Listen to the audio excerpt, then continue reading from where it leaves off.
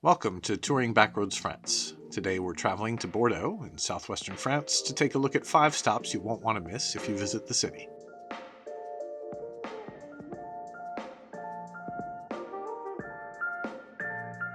Give a thumbs up and subscribe to the channel if you haven't already. Your support helps the channel grow and promotes educational content. That sound means it's time for today's trivia question. What is the nickname of Bordeaux's harbor? Stick around until the end of the episode, pay attention, and if you don't know the answer, you'll learn something new.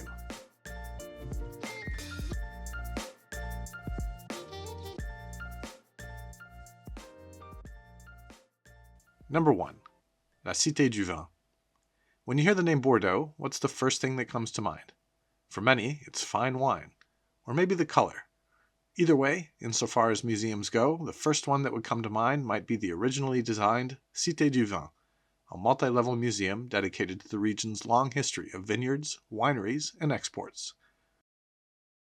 Opened in 2017 to great fanfare, it has welcomed millions of visitors as the surrounding area has been renovated from its traditional industrial look.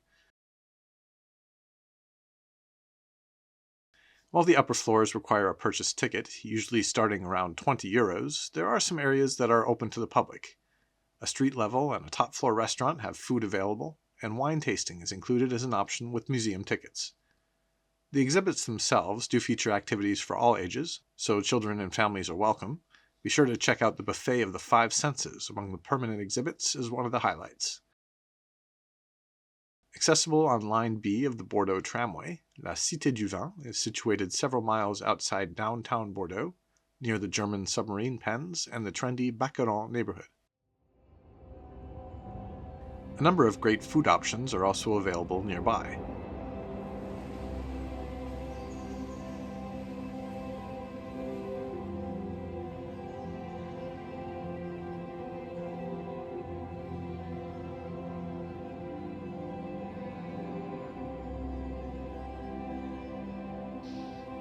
Number 2.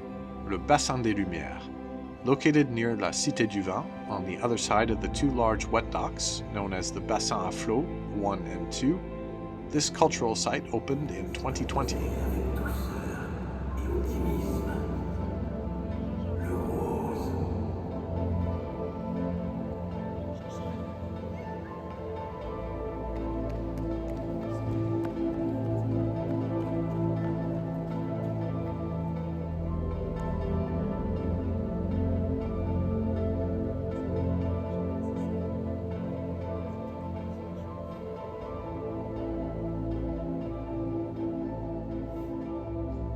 It makes use of a portion of the large German submarine base constructed here between 1941 and 1943, used to house Italian and German submarines during World War II.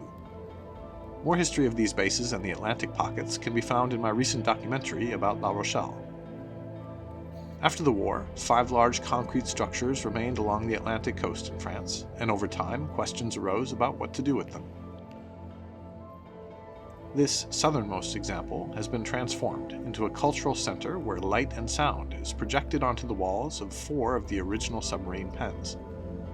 The dark interior, thick concrete walls, and standing water create an unusual combination of sensory effects, with echoes and sound waves bouncing back and forth. Your eyes will quickly adjust to the light levels.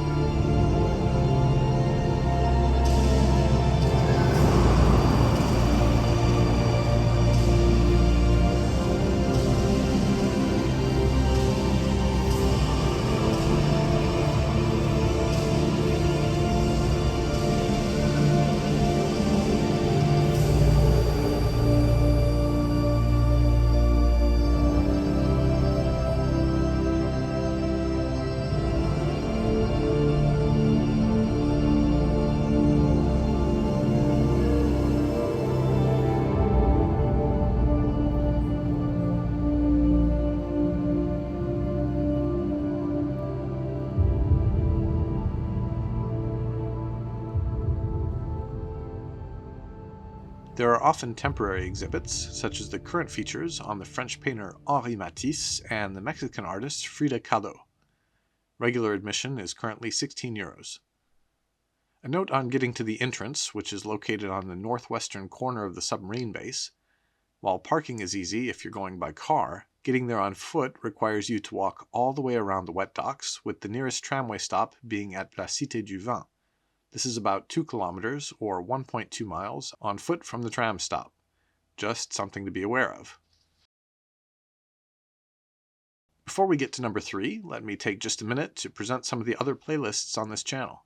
Be sure to check out some of the history of the Knights Templar, visit some smaller towns in Nouvelle-Aquitaine, and learn more about lesser-known stories on the back roads of France, from crazy automobile races, obscure railways, and the forgotten stories of World War II. I'll put links to all the playlists in the description. Number 3.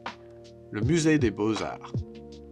Founded in 1801, the museum features paintings and sculptures primarily starting from the 15th century.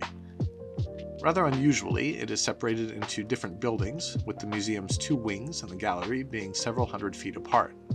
Within the buildings, a number of Dutch painters are featured prominently among the museum's permanent collection of around 2,300 paintings and over 600 sculptures. While it might not be the most backroads location in France, it's certainly much more low-key than museums like the Louvre or the Musée d'Orsay in Paris, where long lines and crowds are the norm. Admission costs around €8 per person or less, and a leisurely visit of the 2 museum wings will take at least an hour.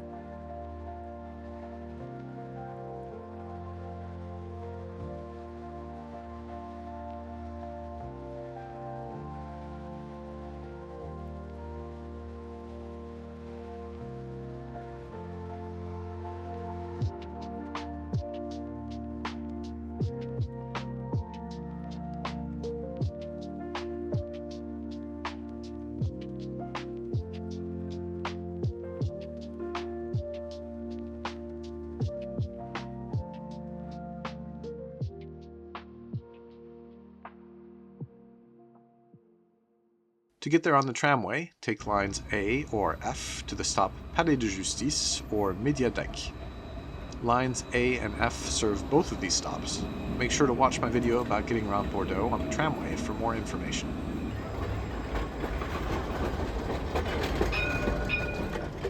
Number 4. Le Musée Dakiten. The museum has permanent collections and temporary exhibitions. The permanent collections are on 2 floors. On the ground floor are pieces on prehistory, the Roman Empire, the Middle Ages, and the modern era. Discover the Atlantic trade, world cultures, as well as 19th and 20th centuries on the upper level. Among the notable works to see here, the Venus of Locelle, an 18-inch carving of a woman, into the limestone of a rock shelter in the village of Marquet in the Dordogne department of southwestern France. This carving is approximately 25,000 years old. Pieces like this one inspired the popular Earth's Children series of books after their discovery in the 20th century. The Gallic gold torque is a notable artifact from the Celtic period, and a stained glass window of the coat of arms of Bordeaux can also be seen. Here we'll take particular note of the symbol discreetly placed at the bottom, for which Bordeaux's harbour gets its name. The museum is located just 1 stop south on the tramway line B from Hôtel de Ville at the appropriately named stop of Musée Dakiten. Number 5. Le Musée de Bordeaux. Situated at the west end of Bordeaux's large Jardin Public, just a short walk from the major tramway junction of Quinconce, this museum has a wide variety of collections and artifacts. This is a great choice for families with small children, with extensive collections of plants and animals.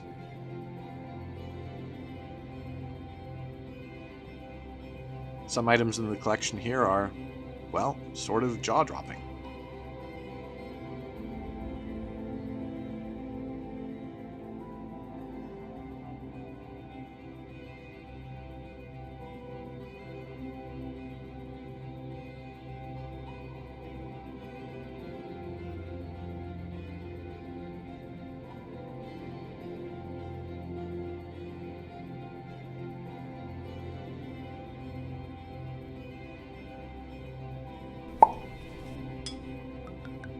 For the answer to today's trivia question, Bordeaux's harbor has been called Le Port de la Lune, or the Port of the Moon, since the Middle Ages.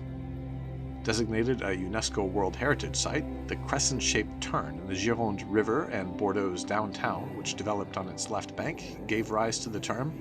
It finds its place on the city's coat of arms as well. Of course, there's tons more to see and do in Bordeaux, but if you're in the city for a few days and want to get a taste of the culture, make sure to keep these places in mind.